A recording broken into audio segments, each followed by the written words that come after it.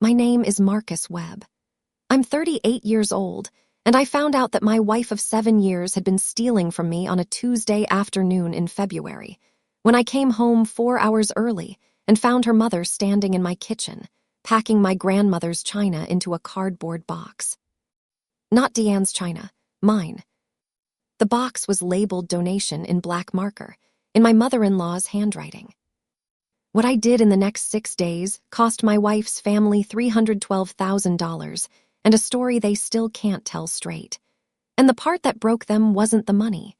The part that broke them was a folder on a hard drive that I had been building, without knowing I was building it, for 4 years. Welcome to Beyond the Headlights, the channel where we drive out past the comfortable story and find out what's actually on the road. If you've ever been the person who holds everything together while someone else takes credit for the ride, this one is for you. Drop a comment and tell me who you'd call if everything fell apart at once. And subscribe, because this story takes a turn that I still don't fully understand how to feel about. Let me tell you who I was before that Tuesday, because it explains everything. I grew up in Decatur, Illinois, in a house where the heat worked but not much else did. My father left when I was 9. My mother, Gloria, worked 2 jobs and never complained about it where I could hear her. She had a system for everything. Grocery lists sorted by aisle, bills organized by due date in a small accordion folder she kept on top of the refrigerator. She believed that if you kept good records, life couldn't surprise you the way it had surprised her when my father's second family showed up in the form of a lawyer's letter. I learned that early. Numbers are honest, people aren't always. By the time I was 35, I was a senior forensic accountant at a mid-size firm in Columbus, Ohio. Forensic accounting is exactly what it sounds like.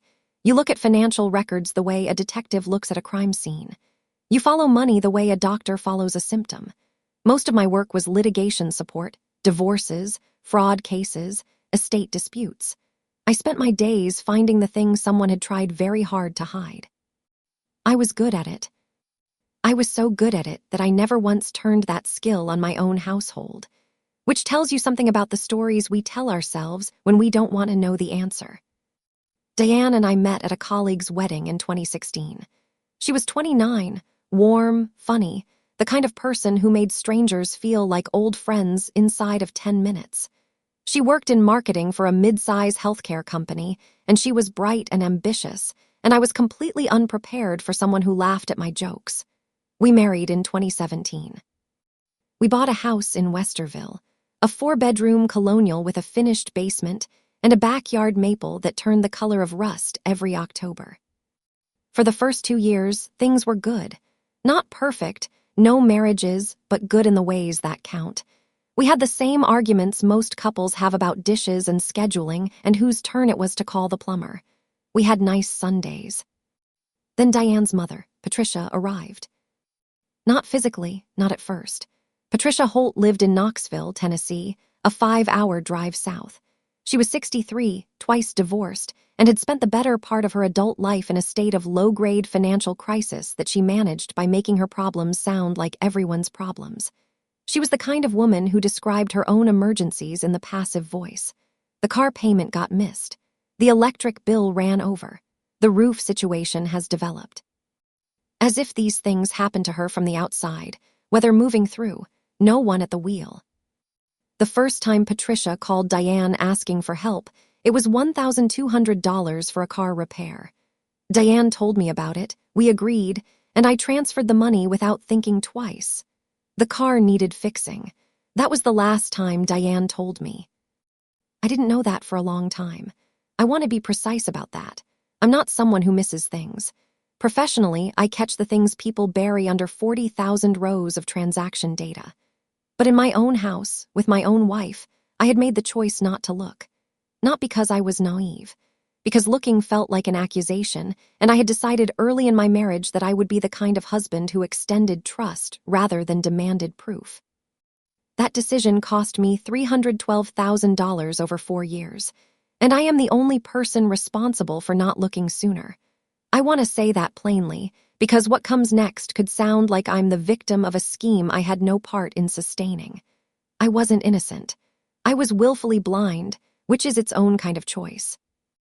Here is what I found out, eventually, in full. But first I need to tell you about the Tuesday. I came home early because of a headache. That sounds absurd given what followed, but it's true.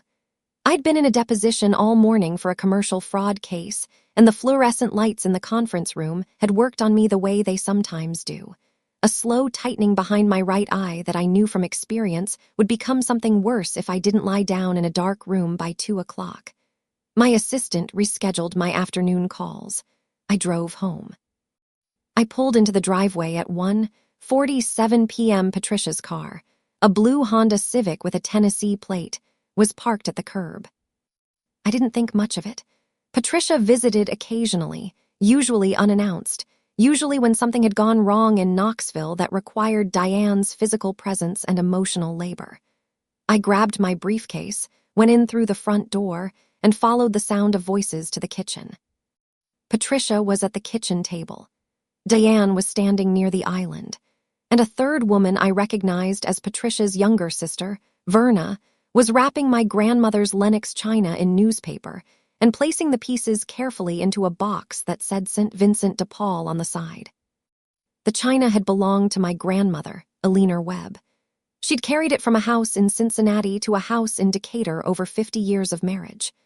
When she died in 2019, she left it to me along with 3 other items: a cedar chest, a Bible with handwritten notes in the margins, and a letter that I'll tell you about later, because the letter is the part that ended everything. I stood in the doorway. Verna, who hadn't heard me come in, kept wrapping plates. Diane saw me first. Her face did something complicated: surprise, then calculation, then something that tried to arrange itself into normalcy and didn't quite make it. "You're home early," she said. "Whose idea was the china?" I asked. The room went still. Patricia set down her coffee mug. Verna stopped with a plate half-wrapped. "Marcus, we were just clearing out the cabinet space," Diane said, using the voice she used when she wanted to frame something as obvious before I had a chance to question it. "Mom needed a few pieces for her new apartment. The china just sits there." The china just sits there.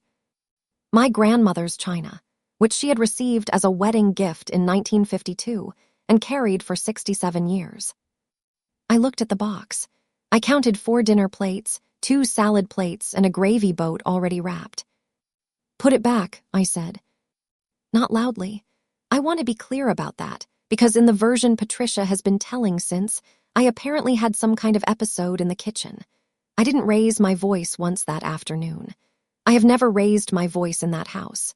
It's not my way, and I learned years ago from watching angry people in courtrooms that volume is what you reach for when you've run out of logic. "Marcus," Diane started. "Put it back, please." I looked at Verna. "All of it." Verna looked at Patricia. Patricia looked at Diane. A whole conversation happened in 4 seconds that I was not part of. Then Verna began unwrapping the plates. I went upstairs, took 2 Advil, lay down with the curtains drawn, and thought about the look on my wife's face when I walked through that door. Not the surprise, the calculation. That was the thing I couldn't stop seeing. Not the china, not Patricia, not Verna with her newspaper.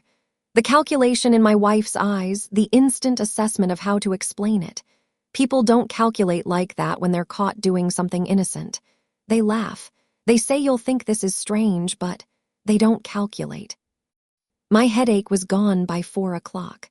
By 4:30, I was sitting at my desk in the home office with my forensic accounting software open, and a question I had been actively refusing to ask myself for 4 years. Where does the money go? I am going to give you the numbers because the numbers are the story. This is what I do for a living, and I've learned that when you show people a column of figures instead of an accusation, they can't call it dramatic. They can't call it an overreaction. The numbers simply sit there being true, and the only thing left to do is reckon with them. Diane and I had 2 joint accounts, a checking account for household expenses and a savings account that we both contributed to, roughly equally, with the understanding that it was building toward a kitchen renovation and, someday, a college fund for children we were still discussing having. We also each had individual accounts. Mine I used for client-related expenses and a small investment portfolio my firm had helped me structure. Diane's I had never examined, because examining it would have felt like a breach of the trust I'd decided to extend. That evening, I did not examine her individual account. I examined only what was mine to examine: our joint accounts, the household credit card, and a shared home equity line of credit we had opened in 2020 for what Diane had described as a potential bathroom renovation. What I found in 4 hours of methodical work was this. The savings account balance was $4,312. It should have been closer to $60,000 based on our contribution history over 4 years. I pulled the withdrawal records. There had been 47 transfers out of the savings account over 38 months, ranging from $800 to $4,500, all tagged household in the memo field. None of them corresponded to any household expense I could identify. No contractor. No supplier. No home improvement store. I cross-referenced against our household credit card. The renovation had never happened. The home equity line of credit had a balance of $38,400 drawn against it. The draw had happened in 6 tranches over 18 months. The first was labeled roof repair, which I remembered Diane mentioning. I pulled the records from the roofing company we'd actually used in 2021. Their invoice was $7,200. We had paid that separately, by check, out of the household account. The HELOC had not been used for the roof. I could find no invoice, no contractor, no service of any kind that accounted for the $38,400. Then, I did the thing that professionals call following the wire. The transfers from the savings account, I traced the destination accounts as far as our bank records allowed. 11 of them, the largest ones, went to the same external account, an account that was not mine. I had enough for that night. I closed the laptop and sat in the dark office for a long time. Outside, I could hear Deanne and her mother talking in the living room, the low murmur of a conversation being kept just quiet enough. I have spent my career helping people understand what happened to their money after someone they trusted moved it.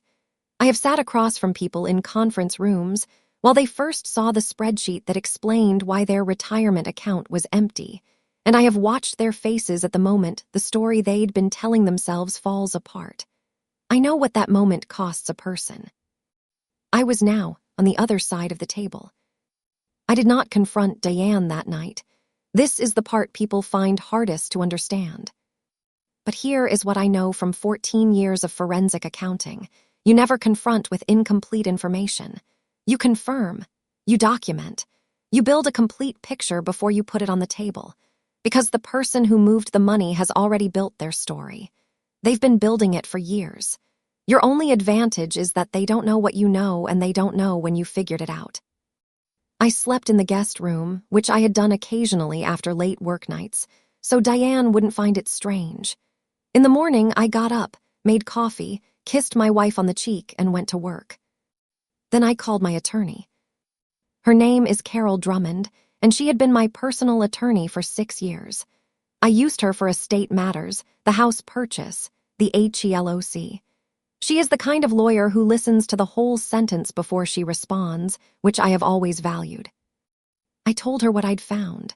I told her I needed 2 things.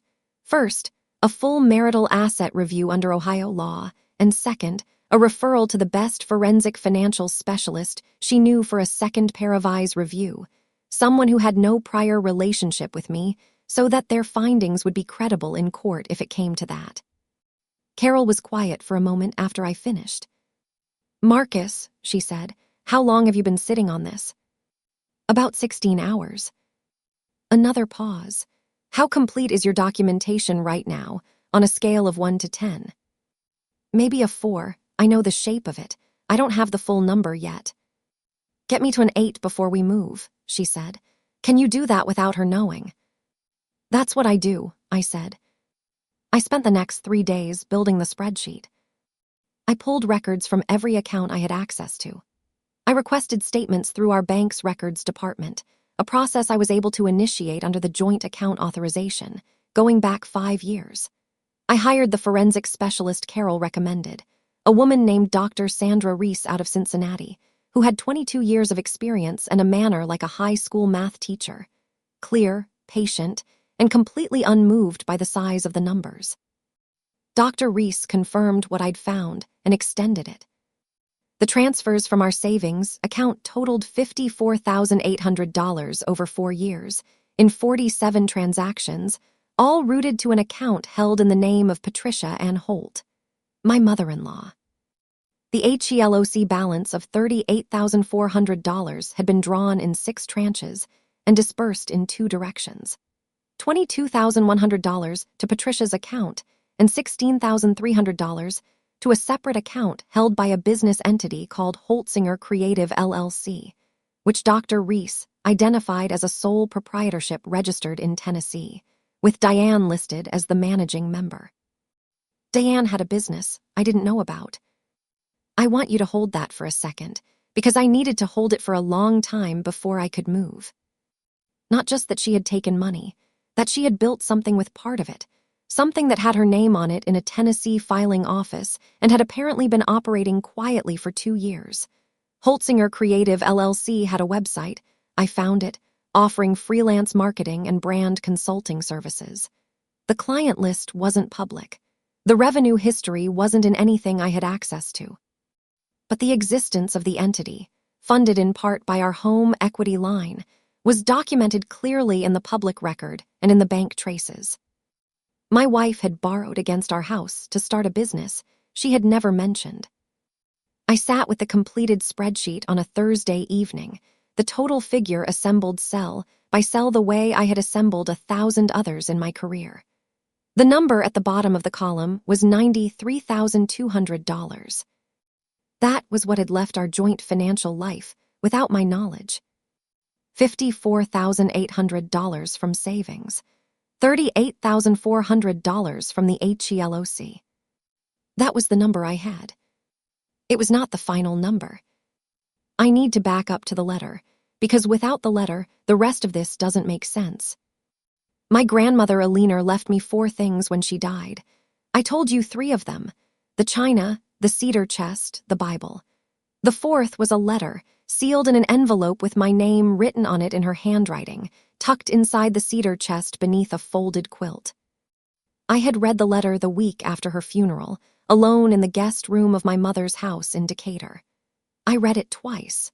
Then I put it back in the cedar chest and didn't think about it again for 2 years, because the letter contained information I hadn't known what to do with. Alina had been a careful woman. The daughter of a man who lost everything in 1954 when a business partner moved the company's accounts offshore. She had spent her adult life arranging her finances the way my mother arranged the grocery list. By order of priority, without sentiment, with a clarity that the people around her sometimes mistook for coldness. The letter told me that Alina had, over the course of 20 years, established a trust. Not a large trust, by the standards of the estates I worked with professionally, but not a small one either. The trust held the family home in Cincinnati, which had been sold in 2018, and the proceeds reinvested. It held 3 investment accounts that Alina had been quietly funding since the 1990s, and it held a piece of land in southern Ohio, 17 acres near a small lake, that had been in the Webb family since my grandfather's father bought it in 1938. Alina's letter told me that the trust was in my name, solely, not in my mother's name, not split among cousins. Mine. Alina had made this decision, she wrote, because she had watched how I handled things. You are the one who will not let it be wasted, she wrote in the careful cursive she'd used her whole life. Your grandfather and I want it to go where it will be kept. I had never told Diane about the trust, not because I was hiding it, or not exactly. The truth is more uncomfortable than that. I hadn't told her because the trust was mine in a way that felt separate from the marriage, connected to something in my family that predated everything, and something in me had held back, quietly and instinctively, without ever examining why. I was examining it now. The trust, according to the attorney who'd administered it in Cincinnati, held assets totaling approximately $412,000 at current valuation. Diane had no legal claim to it. It predated our marriage, had never been commingled with marital assets, and was structured precisely to prevent what a leaner, who had watched her own family lose things to the carelessness of people who didn't understand what they had, would have called dissolution by circumstance. I called the trust attorney on Friday morning. I told her I was going through a separation and needed to confirm the protection status of the trust under Ohio marital law. She confirmed what I already knew. The trust was insulated, completely. Then I made the call I had been building toward all week. I called Carol Drummond and told her I was ready. The conversation I had with Diane on Friday evening is one I have never described in full to anyone except my attorney and, later, my therapist. I'm going to describe it now because I think the way it went matters more than what was said. I asked Diane to sit down at the kitchen table. She sat. I placed the printed summary in front of her, one page, the way I always do, the whole picture in 12 rows. I had learned this from the job. When you are presenting difficult findings, you give the person the document first. You let them read. You do not narrate. The narration can be argued with. The document simply exists. She read it. I watched her read it. Her face moved through several things in quick succession. I have seen that sequence before in depositions, in fraud interviews. First the scanning, looking for the error. Then the stillness when no error appears. Then the choice, fight or explain. Diane chose explain. The money to my mom was loans, she said. She was in a bad situation. I was going to pay it back. From what account? I asked. Silence. The business, she said after a moment. The business I didn't know about. She looked at the table. I was going to tell you when it was established, when it was actually making money. The business was funded in part from the HELOC. I was going to pay that back too. I want to say something about this part of the conversation because I've thought about it many times since. Diane wasn't lying in the way that people lie when they feel nothing. She was lying the way people lie when they've told themselves a true enough version of the story for long enough that they can't quite locate the place where it came apart. She had been going to pay it back. That was probably real. It's just that going to is not the same as doing. And in the meantime, our savings account had gone from something to almost nothing, and our house had a $38,400 debt against it that neither of us could service comfortably on one income if the marriage ended. Which is, I understood now, the situation I was in. Is there more? I asked. She looked up. What do you mean? Is there more that I haven't found yet? Other accounts, other transfers, other entities. A pause that lasted 3 seconds too long. No, she said. I nodded. I gathered the document. I stood up. Carol Drummond will be contacting you on Monday, I said. I'd recommend you get representation before then. I slept in the guest room again that night. In the morning, I drove to my mother's house in Decatur and spent the weekend there for the first time in 4 years. I sat on my mother's porch on Saturday morning drinking coffee and told her the broad outline. She listened the way she always listened, without interrupting, without the intake of breath people perform when they want you to know they're shocked. When I finished, she was quiet for a moment. Did you check the business account? She asked. I hadn't, not fully.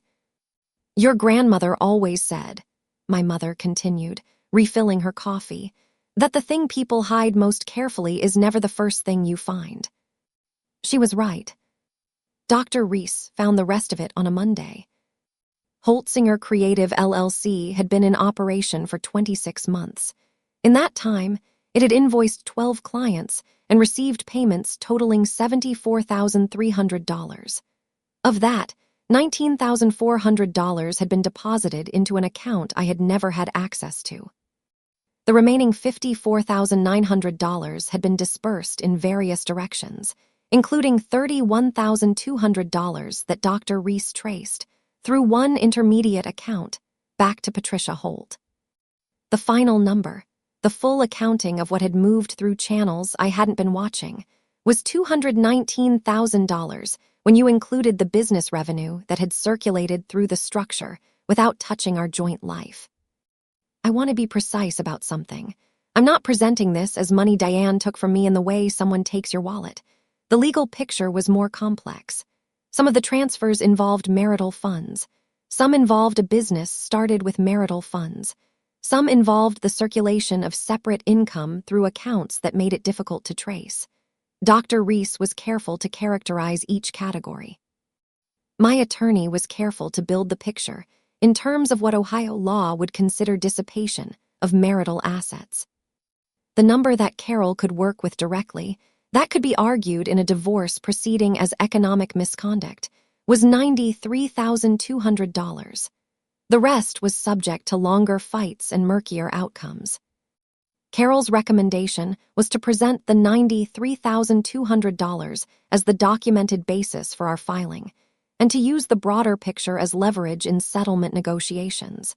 Because litigation was expensive, and settlements were faster, and the full picture, presented clearly, had a tendency to motivate the other side to agree to things they might otherwise contest. She was right about that. The settlement negotiation took 11 days. Diane's attorney, who I suspect had taken one look at Dr. Reese's report and had a difficult conversation with his client, was not aggressive. The agreement gave me the house, which I subsequently sold, because I couldn't think about living in it. The recovery of $93,200 from joint marital funds through a structured offset and cash payment, and a clean severance from the HELOC debt, which Diane assumed entirely. Patricia received a certified letter from Carol's office outlining the documentation of transfers to her account and noting that the matter might be referred to a specialist for review of potential claims. Patricia called Diane in what I'm told was a state of extreme distress. I have no direct knowledge of that call. I heard about it from Verna, of all people, who sent me a text 6 weeks after the divorce was finalized that said simply, "She should have returned the china. I'm sorry." I have never responded to that text, but I've thought about it. Here is the part I haven't told yet, and it's the part that sits strangest with me even now. The china. After the settlement closed, I drove back to the house one final time to collect the last of my things. The movers had taken the furniture. The rooms were empty in that specific way rooms go when they've been lived in and then vacated, the outlines of furniture still visible in the carpet, the hooks on the walls holding nothing. I found the china in the hall closet. Diane had put it back, as I'd asked on that Tuesday afternoon. All of it. The plates in their felt sleeves, the gravy boat wrapped in a dish towel, the cups nested carefully the way my grandmother had taught me to nest them when I was 12 years old, and she was letting me help set the table for Thanksgiving. She had put it back. In the middle of everything, the accounts, the business, the transfers, the lawyers, she had put the china back. I stood in the empty hallway holding one of the dinner plates for a while. It has a pattern of small blue flowers around the rim, the kind of deliberate, specific beauty that people used to put into everyday objects because they believed the everyday deserved it. I don't know what to make of that. I have tried. My therapist says that people are rarely only one thing, and that the person who puts the china back and the person who didn't tell the truth for 4 years can occupy the same body. She says this not to excuse it, but to help me stop looking for the simple version of someone I shared 7 years with. I packed the china in the original box from the moving company. I drove it to my mother's house. It's in her dining room now, in the cabinet she's had since I was a child, next to the window that looks out onto the backyard where the oak tree drops its leaves every October. My mother uses it, not for special occasions, for dinner on Tuesdays and Thursdays. She says the everyday deserves it. There are things I want you to take from this that have nothing to do with revenge and everything to do with what I understand now that I didn't understand before. The first is this. I spent 4 years not looking because looking felt like distrust, and I had confused distrust with accusation. I thought if I examined my own household the way I examined my clients' files, I was saying something about the person I'd chosen. I wasn't. Looking is not the same as suspecting. It's the same as keeping the accordion folder on top of the refrigerator. My grandmother knew that. My mother knew it. I had to learn it the hard way. The second is about the trust, not the legal trust, the other kind. I had held something back from my marriage, not out of calculation but out of instinct, the kind of instinct that turns out, sometimes, to know more than you do. I never told Diane about Aliner's trust. In 4 years, I never found the right moment, or I told myself I hadn't. I've thought about that a great deal. What I come back to is that a leaner, who had watched a business partner move her father's money offshore in 1954, had spent 20 years building something that could not be taken by carelessness or by the claims of people who hadn't earned it. She did that quietly, with patience, the way she nested the cups. She left it to me because she believed I was the same kind of person. I am trying to be. The third thing is harder to say. Diane was not a monster. I need to say that clearly because the story I've just told has a shape that could suggest one, and the shape isn't quite right. She was a person who grew up watching her mother manage crises by finding someone to absorb them, and who had married someone who seemed, from the outside, like he could absorb a great deal. She wasn't wrong that I could. She was wrong that I should. And she was wrong, most fundamentally, not to ask. If she had asked, if on any of those 47 occasions she had walked into the home office and said my mother needs help and I want to use some of our savings, can we talk about it? I would have said yes to at least some of it. Probably most of it. I'm not a hard man. I believe that family needs help sometimes, and that having more than you need comes with a responsibility toward people who have less. But she didn't ask. And that is the thing I can't find a resolution to, because the asking wasn't primarily about the money. The asking was about treating me like someone whose presence in the decision mattered. It was about not running a separate set of accounts, a separate business, a separate story, alongside the shared life we were supposed to be building. You can't build a shared life in a house where someone is running a different set of books. I live in an apartment now, on the 4th floor of a building in downtown Columbus, with a view of the Scioto River and enough room for a desk, a couch, and the cedar chest from my grandmother's house, which sits at the foot of my bed the way it sat at the foot of hers. The divorce was finalized 7 months ago. I've gone back to the work. Fraud cases, estate disputes, the particular kind of patience it takes to follow a number through 12 intermediary accounts until you find where it stopped. My clients sit across from me in the conference room with the fluorescent lights, and I show them the spreadsheet, and I watch their faces move through the sequence I know by heart now from both sides of the table. My mother calls on Sunday evenings. We talk about small things, what she made for dinner, how the oak tree is doing, whether the Bengals have any realistic hope this season. Sometimes she tells me a story about my grandmother that I haven't heard. Last month she told me that a leaner used to say that the point of good records wasn't to catch people. It was to stay oriented, to know where you were in relation to the truth at any given moment, so that if the ground shifted, you weren't starting from nothing. You can't navigate, a leaner apparently said, if you don't know your last known position. I think about that. I know my position now, clearly, for the first time in 4 years. It's a strange kind of expensive education. But I'll tell you this. The account is closed, the books are balanced, and I sleep without the low-grade hum of something I haven't looked at but should. That's worth something I don't have a number for. If this story landed somewhere close to home, if you recognized yourself in the part about not looking, about extending trust, until extending it became a way of not knowing what you were funding, take that as your signal.